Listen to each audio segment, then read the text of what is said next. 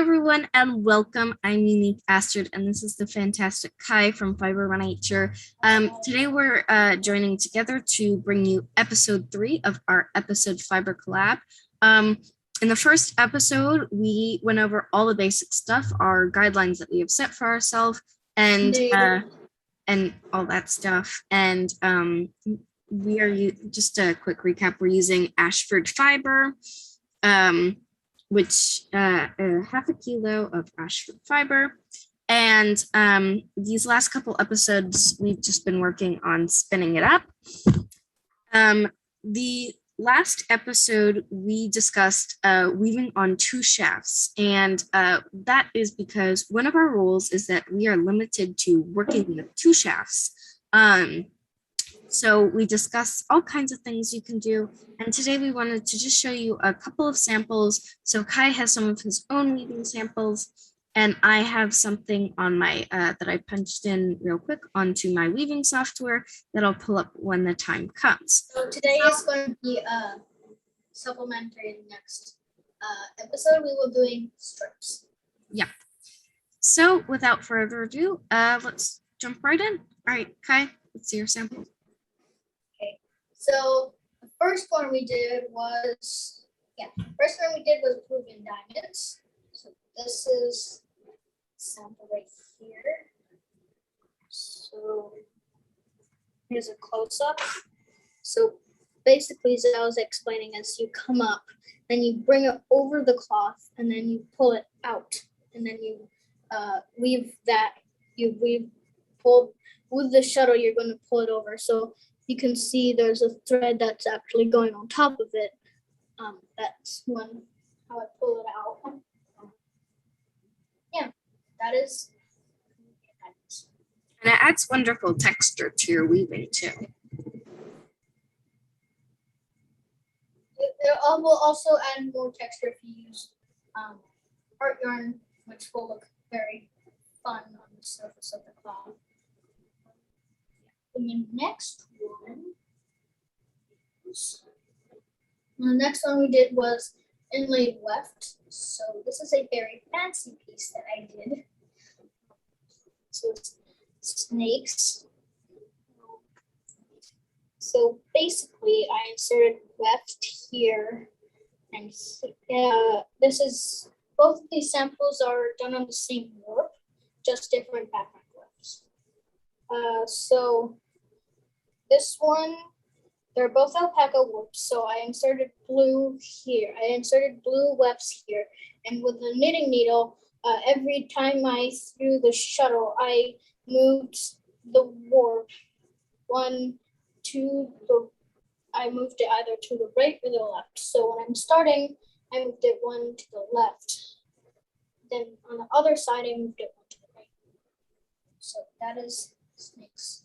Then when I got to the top, I added red for the tongues. And then when I got closer to the end, I inserted some wool, some just fluffy wool stuff that I had, and used that as the eyes.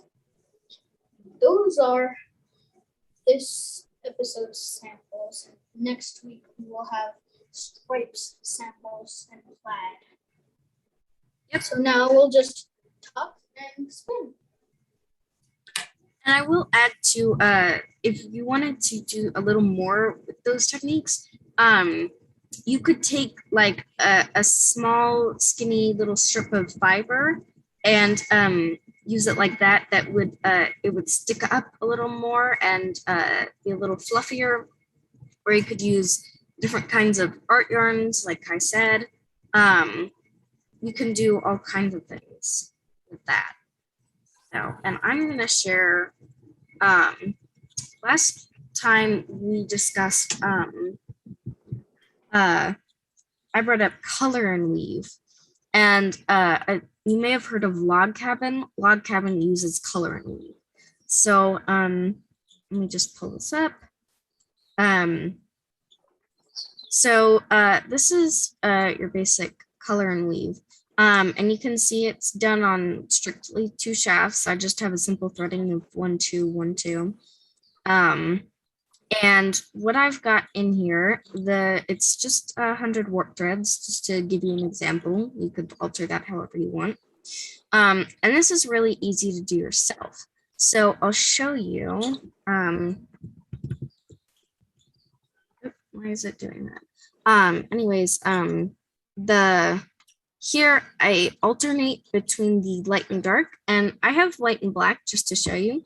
But I don't want you, like, I know everyone does it in white and black because they're the two completely opposites. You can do so many things with this. With your light and dark, you could do just so many things that I would say don't stick to two shafts or two colors, that like the light and dark. I'd say go crazy with your colors as long as they're on the opposite or they contrast nicely. They don't have to be light and dark. So I start with one of each, and how you would do that on your warping board. If you're on a warping board, you hold both in your hand. When you're warping, if you were on a rigid heddle, you could alternate or you could carry them both together. Either way, you just make sure that they alternated the proper way when you got to the threading. So I have that. And then here, right around the middle, I popped in two light. So instead of continuing where it goes dark, light, dark, I put in a second light one. And you can see there's no threading changes, but all that happened here was that it totally switched the direction of my weaving and creates this really cool visual effect. And in the weft, I did it a few times too to show you. So here at this point, I have two dark ones.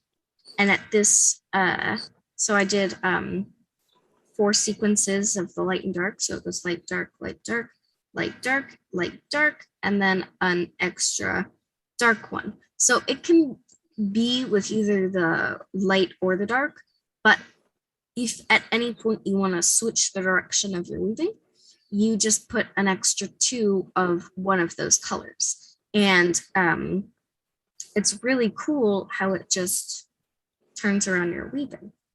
And there's all kinds of things you can do with this. It doesn't have to be just one of each. You could do all kinds of cool things, but I just wanted to share that one example as a good example. So Kai's bobbin is very full here. So let's just spin for a few minutes.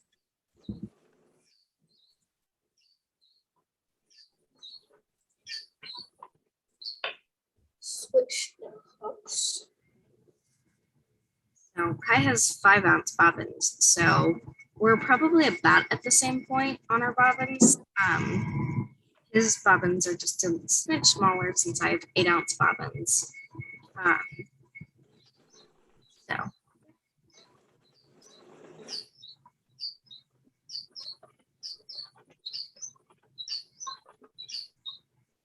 The wheel is an amazing handmade wheel, so it's nice it's almost nice to have a few kinks to it that it makes that fun squeak. You should name it. I know you're not a fan of naming your things, but you should name it something with a. Oh no, I have a name for it.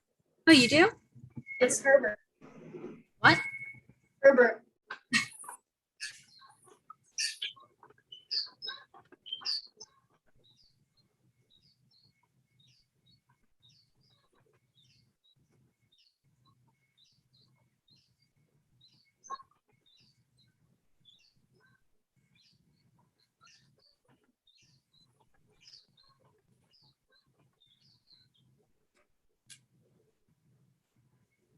Just as a reminder, if you're new here, we'll be posting every weekend.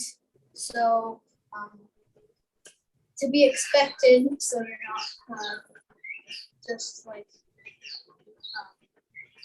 annoyed every weekend when we get notification. Just as a reminder, we're posting every weekend. Preferably Saturday, but last weekend we posted Sunday because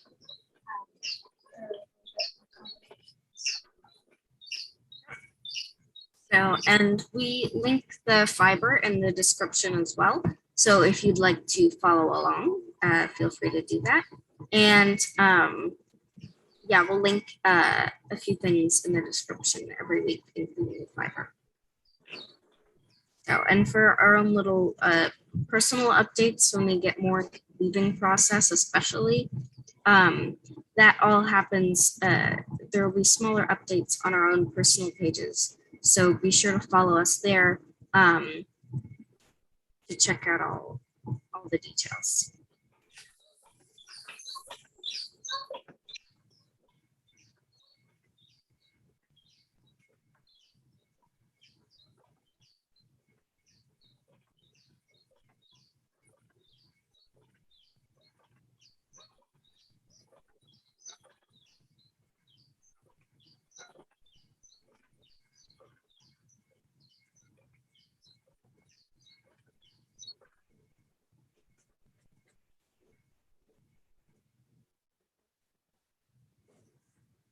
All right, so thanks for joining us.